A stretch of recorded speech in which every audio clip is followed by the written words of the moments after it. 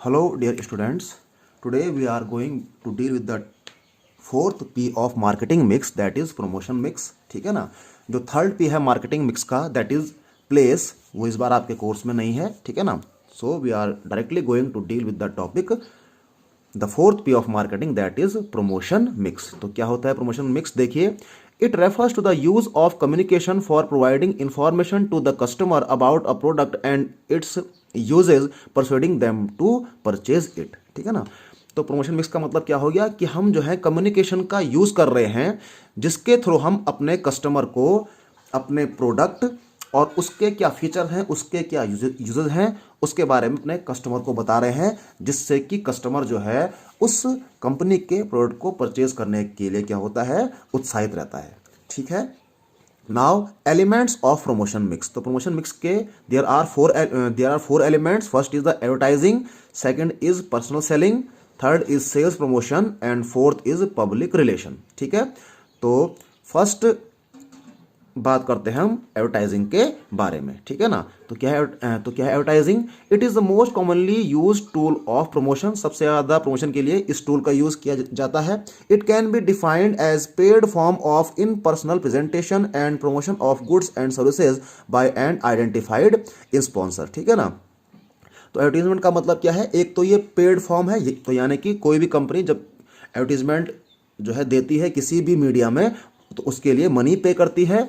और इम्पर्सनल है, इसका मतलब कि इम्पर्सनल प्रेजेंटेशन का मतलब होता है कि इसमें फेस टू फेस कांटेक्ट नहीं है। एक बार एडवर्टीजमेंट जो है न्यूज़पेपर में दे दिया या फिर यूट्यूब पे दे दिया या भी किसी सोशल मीडिया साइट पे दे दिया, तो फेस टू फेस यहाँ पे कांटेक्ट नहीं हो रहा है। ठीक है ना। ठीक है। और ये सब हम काम किसके लिए कर रहे हैं? अपने गुड्स और सर्विस को प्रमोट करने के लिए कर रहे हैं। और यहाँ पे लिखा हुआ आइडेंटिफाइड स्पॉन्सर। तो आइडेंटिफाइड स्पॉन्सर कौन है? जो कि पैसा पे कर रहा है। और पैसा पे कौन कर रहा है, मनी पे कौन कर रहा है? वो पर्टिकुलर कंपनी अपने प्रोडक्ट को एडवर्टीजमेंट के लिए मनी पे कर रही है। ठीक। फिर कह रहा है टेलीविजन, न्यूज़पेपर्स, मैगजीन्स, रेडियोज और आज के ज़माने में the smartphones are most common modes of advertising. ठीक है ना।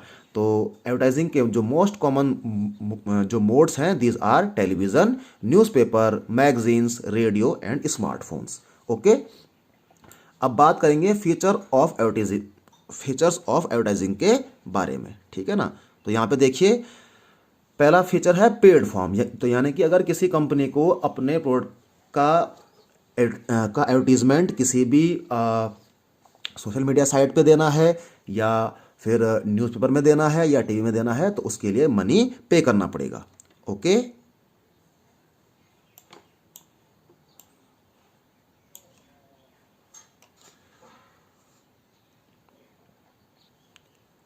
इसके बाद सेकंड कह रहा है इम्पर्सनैलिटी। ठीक है ना।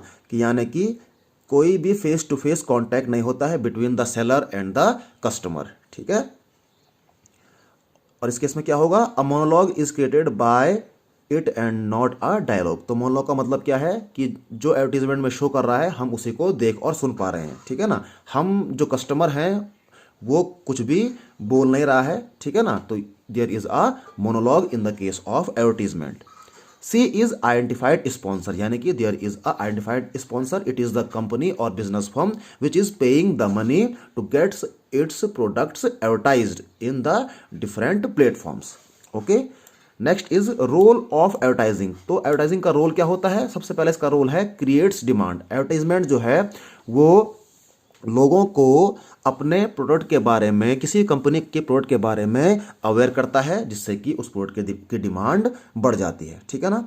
इसी के साथ साथ एडवर्टीजमेंट क्या करता है? वो एग्जिस्टिंग प्रोडक्ट के जो अभी के यूज़ हैं और उसके जो न्यू यूज़ हैं उसके बारे में कस्टमर्स को जो है अवेयर करता है। इससे भी उस प्रोडक्ट की डिमांड बढ़ जाती है। ठीक। इसके बाद प्रोवाइड्स इकोनॉमीज ऑफ स्केल। तो इकोनॉमीज ऑफ स्केल यानी कि किसी भी प्रोडक्ट की कॉस्ट को कम करने का काम करता है एडवर्टीजमेंट। ठीक है। Advertisement reaching a large number of people leads to more benefits in comparison to its cost. Through advertisements demand can be created. तो इसमें कह रहा है कि एडवर्टीजमेंट क्योंकि बहुत ज़्यादा लोगों तक वो जो एडवर्टीजमेंट है वो पहुंच रहा है, लाखों लोगों तक पहुंच रहा है, करोड़ों लोगों तक एडवर्टीजमेंट पहुंच रहा है। ठीक है ना। तो इस से क्या होता है, बहुत तो लाखों लोग, करोड़ों जो कस्टमर हैं वो किसी भी कंपनी के प्रोडक्ट के बारे में अवेयर होते हैं, जिससे कि डिमांड फिर से बढ़ जाती है। To meet the demand manufacturer has to produce more, ठीक है ना। और जब डिमांड बढ़ जाएगी तो मैन्युफैक्चरर को क्या करना पड़ेगा, ज़्यादा सामान बनाना पड़ेगा। Increase in production helps in lowering the per unit cost of production. और जब कोई मैन्युफैक्चरर जो है ज़्यादा प्रोड्यूस करता है तो उससे क्या होता है, एक यूनिट पे लगने वाला जो कॉस्ट है वो फिर कम होती जाती है, और जिससे कि कंपनी की जो प्रॉफिटेबिलिटी है वो बढ़ जाती है। Thus it helps in increasing the profitability of an enterprise. और इस तरह से किसी भी बिजनेस फर्म की प्रॉफिटेबिलिटी बढ़ जाती है। Cumulatively therefore it is bound to boost nation's economy too, ठीक है ना। तो और इस तरह से क्या होता है, जब कंपनी का प्रोडक्ट ज़्यादा बनता है, ज़्यादा मार्केट में उसकी सेल होती है, तो निश्चित तौर पे उस कंट्री का जो इकोनॉमी है वो भी बूस्ट होती है, क्योंकि किसी भी कंपनी, किसी भी नेशन की जो इकोनॉमी इस बात पे डिपेंड करती है कि उस देश में कितना व्यापार हो रहा है, ठीक है।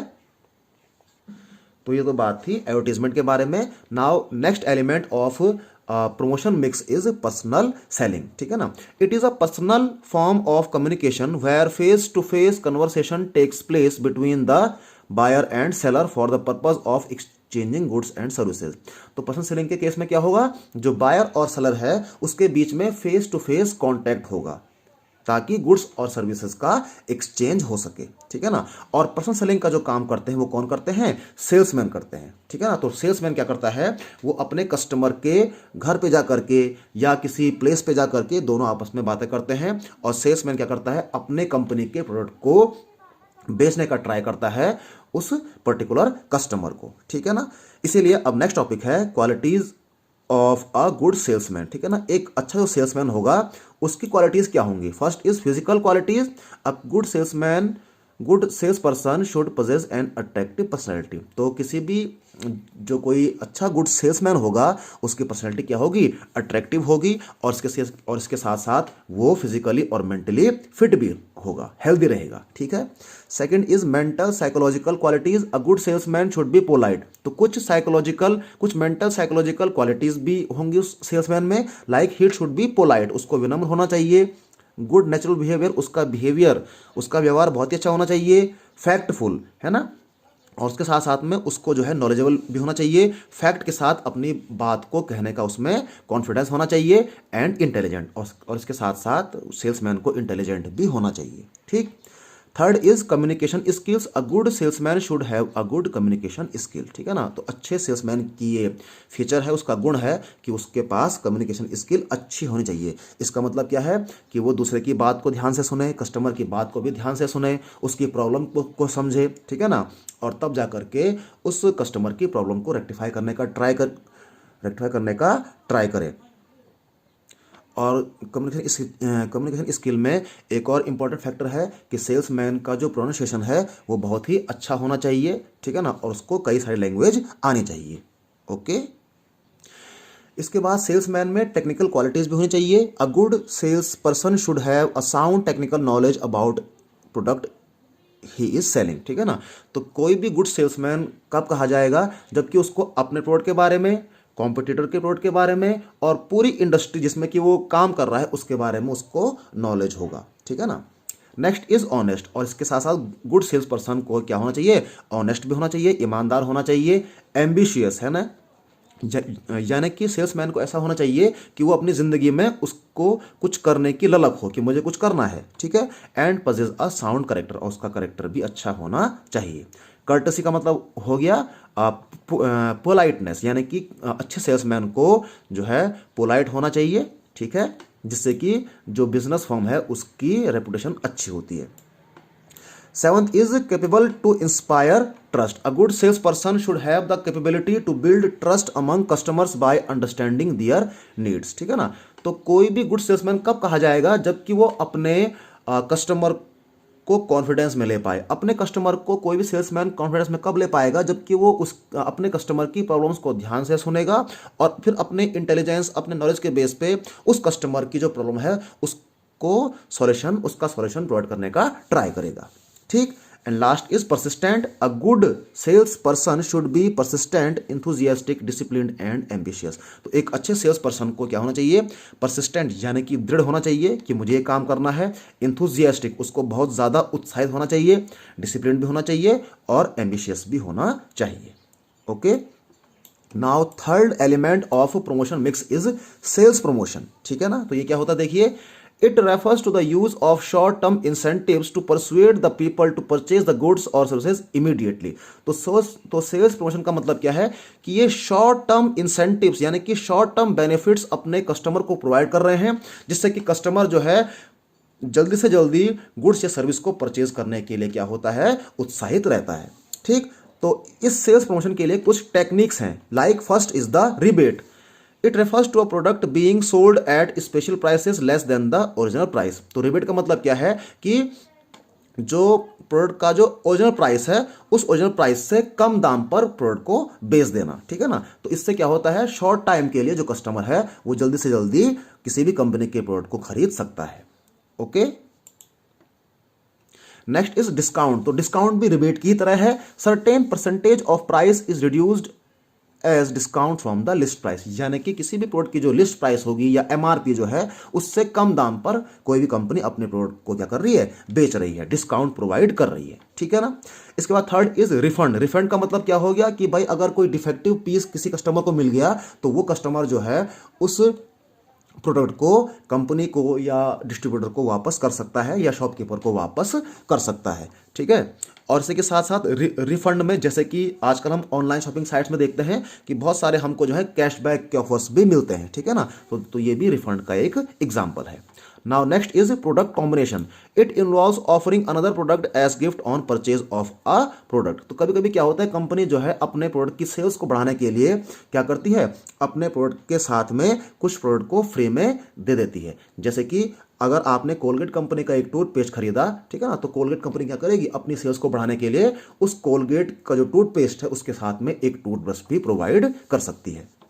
Now next fifth is quantity gift. It refers to offering extra quantities of same product, है ना। तो क्वांटिटी गिफ्ट का मतलब क्या है कि उसी प्रोडक्ट में आपको कुछ एक्स्ट्रा क्वांटिटी मिल रही है। जैसे कि अगर आप कोई चॉकलेट या बिस्किट का पैकेट अगर आप खरीदते हैं तो उसमें लिखा होता है 20% एक्स्ट्रा, 33% एक्स्ट्रा, इस तरह से।